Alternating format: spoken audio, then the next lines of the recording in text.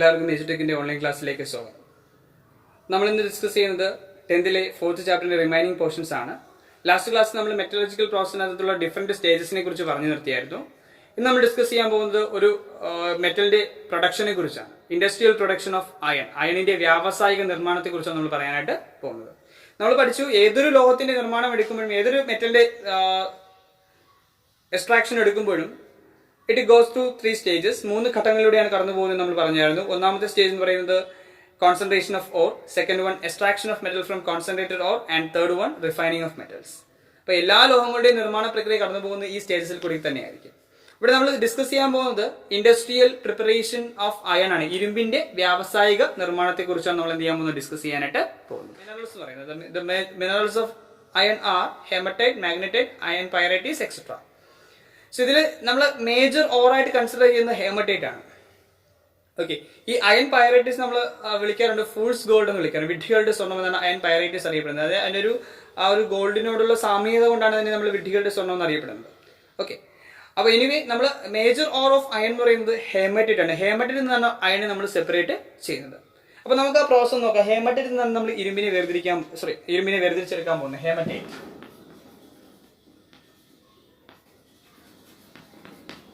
that is Fe2O3. So അയണിനെ separate ചെയ്യാൻ പോകുന്നത് ഹെമറ്റൈറ്റിൽ നിന്നായിരിക്കും. അപ്പോൾ നമ്മൾ പഠിച്ചതുപോലെ ഏതൊരു ലോഹത്തിന്റെ നിർമ്മാണം എടുക്കുമ്പോഴും first of all concentration of or ആണ്. ഇരുമ്പിനെ അല്ലെങ്കിൽ ഓറിനെ സാന്ദ്രീകരിക്കുക, അയണിന്റെ സാന്ദ്രണമാണ് ചെയ്യാൻ പോകുന്നത്. സോ അതിനായിട്ട് നമ്മൾ ഈ ഹെമറ്റൈറ്റ് എടുക്കുമ്പോൾ it contains many types of impurities. ഇതിനകത്ത് പലതരത്തിലുള്ള അപദ്രവ്യങ്ങൾ ഉണ്ടാവും. ഈ അപദ്രവ്യങ്ങളെ നീക്കം ചെയ്യുന്നതാണ് ഒന്നാമത്തെ ഘട്ടം എന്ന് പറയുന്നത്. ഫോർ ദാറ്റ് പർപ്പസ് ഈ അപദ്രവ്യങ്ങൾ നീക്കം ചെയ്യാനായിട്ട് first of all the ore is subject to washing. നമ്മൾ ഇതിന് എന്ത് ചെയ്യും, വെള്ളം ഒഴിച്ച് കഴുകി വൃത്തിയാക്കി എടുക്കും. അങ്ങനെ വെള്ളം ഒഴിച്ച് കഴുകി വൃത്തിയാക്കി എടുക്കുമ്പോൾ ഇതിനകത്തുള്ള ചില ഇമ്പ്യൂരിറ്റീസ് എല്ലാം തന്നെ വാട്ടറിൽ ഡിസോൾവ് ചെയ്ത് അല്ലെങ്കിൽ ഇമ്പ്യൂരിറ്റീസ് എല്ലാം വാട്ടറിൽ ഡിസോൾവ് ചെയ്ത് അങ്ങ് വേർതിരിക്കപ്പെടും. ഓക്കെ, അല്ലെങ്കിൽ we can also use magnetic separation for concentrating the ore. ഒന്നുകിൽ നമ്മൾ ജലപ്രവാഹത്തിൽ കഴുകിയെടുക്കും, അല്ലെങ്കിൽ നമ്മൾ മാഗ്നറ്റിക് സെപ്പറേഷൻ യൂസ് ചെയ്ത് നമുക്ക് എന്ത് ചെയ്യാൻ പറ്റും, ഇതിനകത്തുള്ള ഇമ്പ്യൂരിറ്റീസിനെ നീക്കം ചെയ്യാനായിട്ട് സാധിക്കും. അപ്പോൾ ഒന്നുകിൽ നമ്മൾ ജലപ്രവാഹത്തിൽ കഴുകിയും അതുപോലെ മാഗ്നറ്റിക് സെപ്പറേഷൻ വഴിയും ഇതിനകത്തുള്ള ഇമ്പ്യൂരിറ്റീസിനെ എല്ലാം സെപ്പറേറ്റ് ചെയ്ത് നമ്മൾ എന്ത് ചെയ്യും, കോൺസെൻട്രേറ്റഡ് ഓർ ആക്കി എടുക്കും. ഓക്കെ, കോൺസെൻട്രേറ്റഡ് ഓർ ഇട്ട് then it is subject to roasting. അപ്പോൾ നമുക്കിങ്ങനെ കോൺസെൻട്രേറ്റഡ് ഓർ കിട്ടിക്കഴിഞ്ഞാൽ നമ്മൾ അതിന് എന്ത് ചെയ്യാൻ പോകുന്നത്, റോസ്റ്റിങ്ങിന് വിധേയമാക്കും. റോസ്റ്റിംഗ് മീൻസ് എയറിനെ കടത്തി വിട്ട് നമ്മൾ എന്ത് ചെയ്യുന്നു, ഇതിനെ ഹീറ്റ് ചെയ്യുന്നു, മെൽറ്റിംഗ് പോയിന്റ് താഴെ താപനില വരെ ചൂടാക്കുന്നു. അപ്പോൾ നമ്മൾ ഒന്നുകിൽ ഇതിനെ വാഷിംഗ് നടത്തി അല്ലെങ്കിൽ ജലപ്രവാഹത്തിൽ കഴുകിയോ മാഗ്നറ്റിക് സെപ്പറേഷൻ വഴിയോ ഇതിനകത്തുള്ള ഇമ്പ്യൂരിറ്റീസിനെ നീക്കം ചെയ്തെടുക്കുന്നു. അങ്ങനെ നമുക്ക് കോൺസെൻട്രേറ്റഡ് ആയിട്ടുള്ള ഓർ കിട്ടി, സാന്ദ്രീകരിച്ച അയർ ലഭിച്ചു. അത് നമ്മൾ റോസ്റ്റിങ്ങിന് വിധേയമാക്കുന്നു. അതായത് ഹോട്ട് എയറിനെ പാസ് ചെയ്യിപ്പിച്ച് ചൂടാക്കുന്നു. അങ്ങനെ ചൂടാക്കുമ്പോൾ the impurities like sulphur, arsenic etcetera, phosphorus are expelled as their oxides. അവയുടെ ഓക്സൈഡുകളായിട്ട് ഗേഷ്യസ് സ്റ്റേറ്റിൽ അങ്ങ് എക്സ്പെൽ ചെയ്ത് പോകും. അതായത് ഇതിനകത്തുള്ള ചില ഇമ്പ്യൂരിറ്റീസ് സൾഫർ, ഫോസ്ഫറസ്, ആഴ്സനിക് പോലുള്ള അപദ്രവ്യങ്ങൾ അവയുടെ വാതക അവസ്ഥയിലുള്ള ഓക്സൈഡുകളായിട്ട് ഇതിൽ നിന്നങ്ങ് വേർതിരിഞ്ഞു മാറും. Thus we get a highly concentrated hematite. അപ്പോൾ ഈ ഒരു പ്രോസസ് കഴിയുമ്പോൾ നമുക്ക് നല്ല രീതിയിൽ ഹൈലി കോൺസെൻട്രേറ്റഡ് ആയിട്ടുള്ള ഹെമറ്റൈറ്റ് ലഭിക്കും. ഹൈലി കോൺസെൻട്രേറ്റഡ് ആയിട്ടുള്ള ഹെമറ്റൈറ്റ് ലഭിച്ചു. At that time also it contains an impurity called silicon dioxide. അപ്പോൾ ഇത്രയും പ്രോസസ് കഴിയുമ്പോഴും ഇതിനകത്ത് സിലിക്കൺ ഡയോക്സൈഡ് എന്ന് പറയുന്ന ഇമ്പ്യൂരിറ്റി അവശേഷിക്കുന്നുണ്ടാവും. And that impurity is called gangue. നമുക്ക് കോമൺ ആയിട്ട് തന്നെ ഗ്യാങ് വിളിക്കാം. സിലിക്കൺ ഡയോക്സൈഡ് എന്നുള്ള ഗ്യാങ് ഇതിനകത്ത് റിമൈൻ ചെയ്യുന്നുണ്ടാവും. ഓക്കെ, അപ്പോൾ നമ്മൾ ചെയ്ത കാര്യങ്ങൾ ഇരുമ്പിനെ വേർതിരിക്കുന്നത് അതിന്റെ മേജർ ഓറായ ഹെമറ്റൈറ്റിൽ നിന്നാണ്. First of all it is subject to washing or magnetic separation. We get a concentrated hematite. Then it is subject to roasting by passing hot air through it. Some of the impurities like sulfur, arsenic and phosphorus are expelled from the ore as their oxides, gaseous oxides ആയിട്ട് ഇതിനെ expel ചെയ്ത് പോയി. And we get a highly concentrated hematite, but it contains a gang called silicon dioxide. അപ്പോൾ ഇത്രയും process കഴിയുമ്പോഴും ഇതിനകത്ത് silicon dioxide എന്നുള്ള gang remain ചെയ്യുന്നുണ്ടാവും. ഓക്കെ, നെക്സ്റ്റ് ചെയ്യാൻ പോകുന്നത് നമ്മൾ നമുക്ക് കിട്ടിയ ഹെമറ്റൈറ്റിനെ നമ്മൾ റിഡക്ഷന് വിധേയമാക്കാൻ പോവുകയാണ്. അപ്പോൾ ഇതിനെ റിഡക്ഷന് വിധേയമാക്കാനായിട്ട് നമ്മളൊരു അറേഞ്ച്മെന്റ് യൂസ് ചെയ്യുന്നത് that is called blast furnace. Okay, നമ്മൾ യൂസ് ചെയ്യുന്ന ഒരു ഫർണസ് ആണ് എന്ന് പറയുന്നത് ബ്ലാസ്റ്റ് ഫർണസ് എന്ന് പറയുന്നത്.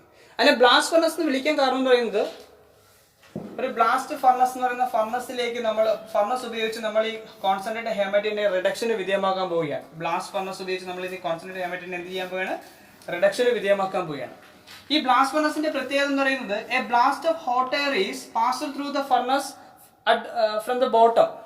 ഈ ഫർണസിന്റെ ചൂട്ടിൽ നിന്നും മുകളിലോട്ട് നമ്മളൊരു ബ്ലാസ്റ്റ് ഓഫ് ഹോട്ട് എയറിന്റെ ചൂടുള്ള വായുവിനെ കടത്തി വിട്ടുകൊണ്ടിരിക്കും. So it is known as blast furnace. അതുകൊണ്ടാണ് ഇതിനെ നമ്മൾ ബ്ലാസ്റ്റ് ഫർണസ് എന്ന് വിളിക്കുന്നത്. അപ്പോൾ ബ്ലാസ്റ്റ് ഫർണസ് എന്ന് പറയുന്നത് ഒരു അറേഞ്ച്മെന്റ് ആണ്, ഒരു ഫർണസ് ആണ്. ഫർണസിന്റെ പ്രത്യേകത ഇതിനെ ബ്ലാസ്റ്റ് ഫർണസ് എന്ന് പറയാൻ കാരണം എന്ന് പറയുന്നത് ഇതിന്റെ അടിത്തട്ടിൽ നിന്ന് മുകളിലോട്ട് ഹോട്ട് എയറിനെ ചൂടുള്ള വായുവിനെ ഇങ്ങനെ നിരന്തരം കടത്തി വിട്ടുകൊണ്ടേ ഇരിക്കും. ഓക്കെ, എന്നിട്ട് ഒരു പ്രത്യേക ക്രമീകരണം ഫർണസിന്റെ ഓപ്പണിംഗ് വഴി, ഒരു പ്രത്യേക ക്രമീകരണം വഴി a mixture of concentrated hematite, coke and limestone. അപ്പോൾ എന്തൊക്കെ ചേർന്ന മിക്സർ ആണ്? ഹെമറ്റൈറ്റ്, കോൺസെൻട്രേറ്റ് ചെയ്ത ഹെമറ്റൈറ്റ് ഉണ്ട്, അതുപോലെ കോക്ക് ഉണ്ട്, അതുപോലെ ലൈംസ്റ്റോൺ ഉണ്ട്. ലൈംസ്റ്റോൺ, കോക്ക്, അതുപോലെ ഹെമറ്റൈറ്റ് എന്നിവ ചേർന്ന മിക്സറിനെ it is fed into the furnace through a special arrangement. പ്രത്യേക രീതിയിലുള്ള ക്രമീകരണം വഴി നമ്മൾ എന്ത് ചെയ്യും? ഈ മിക്സറിനെ ഈ ഫർണസിലോട്ട് പാസ് ചെയ്യിപ്പിക്കും. എന്തൊക്കെ ചേർന്ന മിക്സർ ആണ്? ഹെമറ്റൈറ്റ്, കോൺസെൻട്രേറ്റ് ചെയ്ത നമുക്ക് ഇവിടെ കിട്ടിയ കോൺസെൻട്രേറ്റ് ഹെമറ്റൈറ്റ്, അതുപോലെ കോക്ക്, ലൈംസ്റ്റോൺ എന്നിവ ചേർന്ന മിക്സറിനെ നമ്മൾ ഫർണസിലുള്ള പ്രത്യേക ക്രമീകരണം വഴി ഫർണസിനുള്ളിലേക്ക് ഇട്ടു കൊടുക്കും. ഫർണസിന്റെ അടിത്തട്ടിൽ നിന്നും ഹോട്ട് എയറിനെ പാസ് ചെയ്യിപ്പിക്കുന്നുണ്ട്. ഓക്കെ, അപ്പോൾ ഇതിനകത്തുള്ള കോക്ക് എന്ന് പറയുന്നത് chemically that is carbon. Okay, coke എന്ന് വെച്ചാൽ കെമിക്കൽ എന്താണ്? Carbon. Coke is chemically carbon. Actually it combines with the oxygen which is present in the hot air to form carbon dioxide. നമ്മൾ ചൂടുള്ള വായുവിനെ കടത്തിവിടുമെന്ന് പറഞ്ഞില്ലേ? ഈ ചൂടുള്ള വായുവിലുള്ള ഓക്സിജനുമായി കമ്പൈൻ ചെയ്തത് കാർബൺ ഡൈ ഓക്സൈഡ് ആയിട്ട് മാറും. അഗെയിൻ കാർബൺ ഡൈ ഓക്സൈഡ് ആയിട്ട് മാറും. Again this carbon dioxide combines with carbon. നമ്മൾ ആ കോക്കുമായിട്ട് ഈ കാർബൺ ഡൈ ഓക്സൈഡ് വീണ്ടും കമ്പൈൻ ചെയ്ത് കാർബൺ മോണോക്സൈഡ് ആയിട്ട് മാറുകയും ചെയ്യും. ഓക്കെ, നമ്മൾ ആ ഹൈ ടെമ്പറേച്ചറിൽ വീണ്ടും കാർബൺ ഡൈ ഓക്സൈഡ് കാർബണുമായിട്ട് കമ്പൈൻ ചെയ്ത് കാർബൺ മോണോക്സൈഡ് ആയിട്ട് മാറും. അപ്പൊ എന്തായി പറഞ്ഞത്? Coke is chemically carbon. That carbon combines with the oxygen which is present in the hot air to form carbon dioxide. നമ്മുടെ ചൂടുള്ള വായുവിലുള്ള ഓക്സിജനുമായി ചേർന്ന് കാർബൺ ഡൈ ഓക്സൈഡ് ആയിട്ട് മാറുന്നു. ഈ കാർബൺ ഡൈ ഓക്സൈഡ് വീണ്ടും കോക്കുമായിട്ട് ചേർന്ന് കാർബൺ മോണോക്സൈഡ് ആയിട്ട് മാറുകയും ചെയ്യും. The carbon monoxide thus formed reduces the hematite. അപ്പോൾ ഹെമറ്റൈറ്റിനെ റെഡ്യൂസ് ചെയ്യുന്നതിനുള്ള റെഡ്യൂസിങ് ഏജന്റ് ആയിട്ട് ആര് ആക്ട് ചെയ്യുന്നതാണ് പറഞ്ഞത്? ഇങ്ങനെ ഉണ്ടായ കാർബൺ മോണോക്സൈഡ് ആക്ട് ചെയ്യും. And it produces iron plus carbon dioxide. പറഞ്ഞ മനസ്സിലായോ? അപ്പൊ എന്താ സംഭവിച്ചത്? ഇങ്ങനെ ഉണ്ടായ കാർബൺ മോണോക്സൈഡ് ഹെമറ്റൈറ്റിനെ റെഡ്യൂസ് ചെയ്ത് നിരോക്സീകരണത്തിന് വിധേയമാക്കി അയൺ ഉണ്ടാക്കിയെടുക്കുകയും ചെയ്യും. അപ്പൊ ഇവിടെ ഉണ്ടായ കാർബൺ മോണോക്സൈഡ് ഹെമറ്റൈറ്റിനെ നിരോക്സീകരിച്ച് എന്തുണ്ടാക്കൂടെ? അയണിനെ ഫോം ചെയ്യിപ്പിക്കും. Thus we get iron from the bottom of the furnace. ഫർണസിന്റെ ചുറ്റിൽ നിന്ന് നമുക്ക് എന്ത് ചെയ്യാൻ പറ്റും? മോൾട്ടൺ ആയിട്ടുള്ള അയണിനെ ലഭിക്കും. And that can be separated. Okay, ഇപ്പൊ നമുക്ക് അറിയാം കോക്കിന്റെ യൂസ് പറഞ്ഞപ്പോൾ ഹെമറ്റൈറ്റിനെ കോക്കുമായിട്ട് മിക്സ് ചെയ്യുന്നതിന് കാരണം മനസ്സിലായല്ലോ. ഈ കോക്ക് ഈസ് കെമിക്കലി കാർബൺ. അത് ഓക്സിജനുമായി ചേർന്ന് കാർബൺ ഡൈ ഓക്സൈഡ് ആയിട്ട് മാറുന്നു. കാർബൺ ഡൈ ഓക്സൈഡ് വീണ്ടും കോക്കുമായി ചേർന്ന് കാർബൺ മോണോക്സൈഡ് ഉണ്ടാകുന്നു. ഈ കാർബൺ മോണോക്സൈഡ് നിരോക്സിയായിട്ട് പ്രവർത്തിക്കുന്നു. അത് ഹെമറ്റൈറ്റിനെ നിരോക്സീകരിച്ച് അയൺ ഉണ്ടാക്കിയെടുക്കുന്നു. And the molten iron is obtained from the bottom of the furnace. ഫർണസിന്റെ അടുത്ത് നമുക്ക് മോൾട്ടൺ അയണിനെ ലഭിക്കും. ഓക്കെ, ദെൻ നമ്മൾ ലൈംസ്റ്റോൺ കൂടി ആഡ് ചെയ്യുന്നു. Limestone is chemically calcium carbonate. Okay, ചുണ്ണാമ്പുകൽ കൂടി ചേർക്കുന്നുണ്ട്. ചുണ്ണാമ്പുകൽ എന്ന് പറയുന്നത് രാസപരമായിട്ട് കാൽസ്യം കാർബണേറ്റ് ആണ്. അത് നമ്മുടെ ഹോട്ട് എയറിന്റെ പ്രസൻസിൽ ഡീകമ്പോസ് ചെയ്ത് കാൽസ്യം ഓക്സൈഡും കാർബൺ ഡൈ ഓക്സൈഡുമായിട്ട് മാറും. കാൽസ്യം ഓക്സൈഡും കാർബൺ ഡൈ ഓക്സൈഡും ഉണ്ടാകും. ഇവിടെ ഉണ്ടാകുന്ന കാൽസ്യം ഓക്സൈഡ് നമ്മൾ ഓൾറെഡി പറഞ്ഞാലും നമ്മൾ കോൺസെൻട്രേഷൻ പ്രോസസ് കഴിയുമ്പോൾ അതിനകത്തൊരു ഇമ്പ്യൂരിറ്റി, ഒരു ഗ്യാങ് റിമൈൻ ചെയ്യുന്നുണ്ട് പറയുന്നത് ഗ്യാങ് ഈ സിലിക്കൺ ഡൈ ഓക്സൈഡ്. ഇങ്ങനെയുണ്ടായ calcium oxide silicon dioxide എന്നുള്ള ഗ്യാങ്ങുമായി ചേർന്ന് കാൽസ്യം സിലിക്കേറ്റ് ആയിട്ട് മാറും. Okay, actually the silicon dioxide is here the gang, and the substance calcium oxide act as flux. The gang combines with the flux to form a molten substance called as slag. Okay, ഒന്നുകൂടെ നമുക്ക് നോക്കാം. അപ്പൊ ഗ്യാങ്ങിനെ നീക്കം ചെയ്യാനായിട്ട് നമ്മൾ ചേർക്കുന്ന പദാർത്ഥങ്ങളാണ് ഫ്ലെക്സുകൾ എന്ന് പറയുന്നത്. ഈ ഫ്ലെക്സ് ഗ്യാങ്ങുമായി ചേർന്ന് ഉരുകിയ അവസ്ഥയുള്ള പദാർത്ഥങ്ങൾ ഫോം ചെയ്യും. അവയെ വിളിക്കുന്ന പേരാണ് സ്ലാഗ് എന്ന് പറയുന്നത്. ഇവിടെ നമ്മൾ യൂസ് ചെയ്ത കാൽസ്യം ഓക്സൈഡിനെ ഫ്ലെക്സ് ആയിട്ടാണ് യൂസ് ചെയ്തത്. നമ്മളെടുത്ത ചുണ്ണാമ്പുകല്ല് വിഘടിച്ചുണ്ടാകുന്ന കാൽസ്യം ഓക്സൈഡ് ഫ്ലെക്സ് ആയിട്ട് ആക്ട് ചെയ്യുന്നു. ഈ ഫ്ലെക്സ് ഗ്യാങ്ങുമായി ചേർന്ന് എളുപ്പത്തിൽ ഉരുകുന്ന ഈസി ആയിട്ട് മെൽട്ട് ആകുന്ന കാൽസ്യം സിലിക്കേറ്റ് എന്ന് പറയുന്ന സ്ലാഗ് ആയിട്ട് മാറുന്നു. ഈ slag it is less denser, so it is floated on molten iron. Molten iron മുകളിലായിട്ട് കിടക്കും. That can be separated from it. അതിൽ നിന്ന് നമുക്ക് വേർതിരിച്ചെടുക്കാനായിട്ട് സാധിക്കും. ഓക്കെ, അപ്പോൾ നിങ്ങൾ പഠിക്കുക. ഗ്യാങ് എന്ന് വെച്ച് കഴിഞ്ഞാൽ നമ്മൾ കോൺസെൻട്രേറ്റഡ് ആയിട്ടുള്ള ഓറിൽ റിമൈൻ ചെയ്യുന്ന ഇമ്പ്യൂരിറ്റീസിനെ വിളിക്കുന്ന പേര് ഗ്യാങ്. ഗ്യാങ്ങിനെ നീക്കം ചെയ്യാൻ ചേർക്കുന്ന പദാർത്ഥങ്ങൾ ഫ്ലെക്സ്. ഗ്യാങ് ഫ്ലെക്സുമായി ചേരുമ്പോൾ കിട്ടുന്നതാണ് സ്ലാഗ്. ഓക്കെ, അപ്പോൾ നമുക്ക് ഇങ്ങനെ സ്ലാഗ് മോൾട്ടൺ ആയിട്ടുള്ള സ്ലാഗ് മോൾട്ടൺ അയണിന് മുകളിലായിട്ട് സെപ്പറേറ്റ് ചെയ്യും. That can be easily separated, അങ്ങനെ വേർതിരിച്ചെടുക്കാനായിട്ട് സാധിക്കും.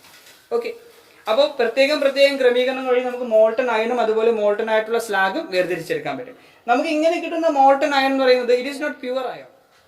It contains 4% of carbon and other impurities like manganese, silicon, phosphorus, etc. And the molten iron which is obtained from the bottom of the furnace is called pig iron. അതായത് നമുക്ക് ഈ ലഭിക്കുന്ന iron എന്ന് പറയുന്നത് pure അല്ല. ഇതിനകത്ത് 4% carbon ഉണ്ടായിരിക്കും, ഒപ്പം ചില ഇമ്പ്യൂരിറ്റീസ് മാംഗനീസ്, സിലിക്കൺ, ഫോസ്ഫറസ് പോലുള്ള ഇമ്പ്യൂരിറ്റീസ് ഉണ്ടായിരിക്കും. ഇവ ചേർന്ന് കിട്ടുന്ന ഈ ഉരുകിയ ഇരുമ്പിനെ നമ്മൾ വിളിക്കുന്ന പേരാണ് പിഗ് അയൺ എന്ന് വിളിക്കും. പിഗ് അയൺ നമ്മുടെ ഫർണസിന്റെ ചുവട്ടിൽ നിന്ന് ലഭിക്കുന്ന ഉരുകിയ അയണിനെ വിളിക്കുന്ന പേരാണ് pig iron. It contains 4% of carbon and other impurities like manganese, silicon, phosphorus, etc. Okay, മനസ്സിലായല്ലോ പറഞ്ഞത്. അപ്പൊ ഈ രീതി നമുക്ക് അയണിനെ എക്സ്ട്രാക്ട് ചെയ്തെടുക്കാനായിട്ട് സാധിക്കും. The molten iron which is obtained from the furnace is called pig iron. അപ്പൊ നമ്മൾ ചെയ്തത് കാര്യങ്ങൾ ആദ്യം നമ്മൾ ഹേമറ്റൈറ്റിനെ വാഷിങ്ങിന് വിധേയമാക്കി, അല്ലെങ്കിൽ മാഗ്നറ്റിക് സെപ്പറേഷൻ വഴി അതിനകത്തുള്ള ഇമ്പ്യൂരിറ്റീസിനെ നീക്കം ചെയ്തെടുത്തു. ദെൻ അത് കഴിഞ്ഞിട്ട് അങ്ങനെ കിട്ടിയതിനെ റോസ്റ്റിങ്ങിന് വിധേയമാക്കുന്നു. അതിനകത്തുള്ള വാട്ടർ പോലുള്ള സാധനങ്ങളെല്ലാം എക്സ്പെൽ ചെയ്യും. ഒപ്പം അതിനകത്തുള്ള ചില ഇമ്പ്യൂരിറ്റീസ് സൾഫർ, ഫോസ്ഫറസ് പോലുള്ള ആഴ്സനിക് പോലുള്ള ഇമ്പ്യൂരിറ്റീസ് എല്ലാം എക്സ്പെൽ ചെയ്തിട്ട് നമുക്ക് ഹൈലി കോൺസെൻട്രേറ്റഡ് ഹേമറ്റൈറ്റ് കിട്ടും. But it contains a gangue called silicon dioxide. Next step is reduction of the ore. For reducing hematite, we can use a special furnace called blast furnace. Into this furnace, a blast of hot air is passed to the bottom of the furnace, and the mixture of concentrated hematite, coke, and limestone is fed into the furnace through a special arrangement. ഒരു പ്രത്യേക ക്രമീകരണത്തിൽ കൂടി coke, limestone, അതുപോലെ concentrate സാന്ദ്രീകരിച്ച haematite എന്ന് ചേർന്ന മിശ്രിതത്തിൽ ഫർണസിലേക്ക് ഇട്ട് കൊടുക്കുക. ഫർണസിന്റെ അടുത്തിട്ട് നമ്മൾ എന്ത് ചെയ്യുന്നുണ്ട്, ഹോട്ട് എയറിനെ പാസ് ചെയ്യിപ്പിക്കുന്നുണ്ട്. നമ്മൾ കോക്ക് എന്ന് പറയുന്നത് കെമിക്കലി കാർബൺ ആണെന്ന് പറഞ്ഞു. അത് ഓക്സിജനുമായി ചേർന്ന് കാർബൺ ഡൈ ഓക്സൈഡ് ഉണ്ടാകും. ഈ കാർബൺ ഡൈ ഓക്സൈഡ് വീണ്ടും കോക്കുമായി ചേർന്ന് കാർബൺ മോണോക്സൈഡ് ഉണ്ടാകുന്നു. ഈ carbon monoxide act as a reducing agent for removing haematite. ഹേമറ്റൈറ്റിനെ റെഡ്യൂസ് ചെയ്യുന്നതിനുള്ള റെഡ്യൂസിംഗ് ഏജന്റ് ആയിട്ട് ആരെ ആക്ട് ചെയ്യും? കാർബൺ മോണോക്സൈഡ് പ്രവർത്തിക്കും. നിരോക്സീകരിച്ച് ഇരുമ്പ് ലഭിക്കും. ഈ ഇങ്ങനെ ലഭിക്കുന്ന ഇരുമ്പ് എന്ന് പറയുന്നത് പ്യൂർ അല്ല. It contains 4% of carbon, manganese, silicon, phosphorus, etc. and the molten iron which is obtained from the furnace is called pig iron. പിന്നെ ലൈംസ്റ്റോണിന്റെ യൂസ് ആണ് പറഞ്ഞത്. ലൈംസ്റ്റോൺ എന്ന് പറയുന്നത് കാൽസ്യം കാർബണേറ്റ് ആണ്. വിഘടിച്ചുണ്ടാകുന്ന കാൽസ്യം ഓക്സൈഡ് ഫ്ലെക്സ് ആയിട്ട് ആക്ട് ചെയ്യുന്നു for removing the gangue which is present in the ore. The gang which is present in the ore is silicon dioxide. It combines with the flux combines with the gang to form slag, that is a molten substance that is arranged or floated over the pig iron or molten iron.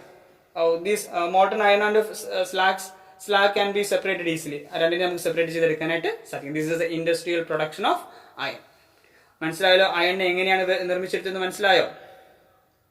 Okay, നമുക്കറിയാം സ്റ്റീലിനെ കുറിച്ച് നിങ്ങൾ കേട്ടിട്ടുണ്ട്. Steel, okay, അയണും കാർബണും ചേർന്ന ഒരു രൂപമാണ് ഇത് എന്ന് പറയുന്നത് സ്റ്റീൽ എന്ന് പറയുന്നത്. നിങ്ങൾ അലോയ്സ് എന്ന് കേട്ടിട്ടുണ്ടെങ്കിൽ അലോയ്സ്. നമ്മൾ അടുത്ത പറയാൻ പോകുന്നത് ഡിഫറെന്റ് ടൈപ്സ് ഓഫ് അലോയ് സ്റ്റീൽസിനെ കുറിച്ചാണ്. Different types of alloy steels. എന്താ അലോയ്സ് എന്ന് വെച്ച് കഴിഞ്ഞാൽ, അലോയ്സ് എന്ന് വെച്ച് കഴിഞ്ഞാൽ ഒന്നുകിൽ നമ്മൾ we can prepare different types of alloys by changing the constant elements or by varying their proportions. Okay, നമുക്ക് അലോയ്കൾ പലതരത്തിലുള്ള ലോഹസങ്കരങ്ങൾ നിർമ്മിക്കാൻ പറ്റും. എങ്ങനെയെന്ന് വെച്ചാൽ ഒന്നുകിൽ അതിനകത്തുള്ള കമ്പോണന്റ് എലമെന്റുകളെ മാറ്റുക, കൺസ്റ്റന്റ് എലമെന്റ്സിനെ മാറ്റുക, അല്ലെങ്കിൽ അതിന്റെ പ്രപ്പോർഷൻസ് വേരി ചെയ്യാൻ നമുക്ക് പലതരത്തിലുള്ള അലോയ്സ് നിർമ്മിച്ചെടുക്കാൻ പറ്റും. നമ്മളിവിടെ ഡിസ്കസ് ചെയ്യാൻ പോകുന്നത് അലോയ് സ്റ്റീൽസിനെ കുറിച്ചാണ്. ഡിഫറെന്റ് ടൈപ്സ് ഓഫ് അലോയ് സ്റ്റീൽസിനെ കുറിച്ചാണ് ഡിസ്കസ് ചെയ്യാനായിട്ട് പോകുന്നത്.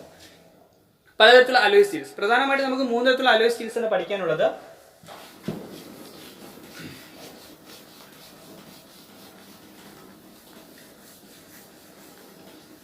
അത് 3 തരത്തിലുള്ള അലോയ് സ്റ്റീൽസ് ഇതൊക്കെയാണ്. ഒന്ന് സ്റ്റെയിൻലെസ് സ്റ്റീൽ ഉണ്ട്, stainless steel. Second one nichrome and third one alnico. അപ്പോൾ ഏതൊക്കെയാണ് പ്രധാനപ്പെട്ട അലോയ് സ്റ്റീൽസ് എന്ന് പറയുന്നത്? Stainless steel, nichrome, alnico. ഇപ്പോൾ സ്റ്റെയിൻലെസ് സ്റ്റീലിനകത്തുള്ള കമ്പോണന്റ്സ് പറയുന്ന അയൺ,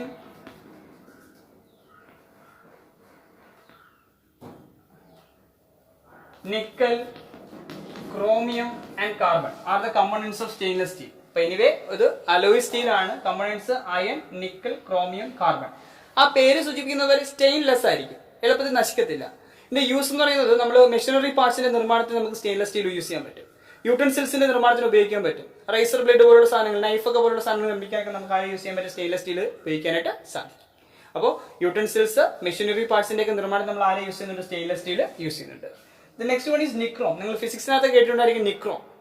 ഓക്കെ, നിക്രോമിനകത്തുള്ള components same as that of stainless steel. Stainless സ്റ്റീലിനകത്തുള്ള സെയിം കമ്പോണന്റ്സ് തന്നെയാണ് ഇവിടെയുള്ളത്. നിക്രോമിനകത്തുള്ള നിക്കൽ, ക്രോമിയം, അയൺ, കാർബൺ എന്നിവയാണ് നിക്രോമിനകത്തുള്ള കമ്പോണൻസ്. ഹീറ്റിംഗ് കോയിലുകളുടെ നിർമ്മാണത്തിന് നമുക്ക് ആരും യൂസ് ചെയ്യാൻ പറ്റും, നിക്രോമിന് യൂസ് ചെയ്യാൻ പറ്റും. ഹീറ്റിംഗ് കോയിൽസിന്റെ നിർമ്മാണത്തിന്, ഹീറ്റിംഗ് കോയിൽ എന്ന് പറയുമ്പോൾ ഹീറ്ററുകളുടെ നിർമ്മാണത്തിന് നമുക്ക് ആരും യൂസ് ചെയ്യാൻ പറ്റും, നിക്രോം യൂസ് ചെയ്യാനായിട്ട് സാധിക്കും.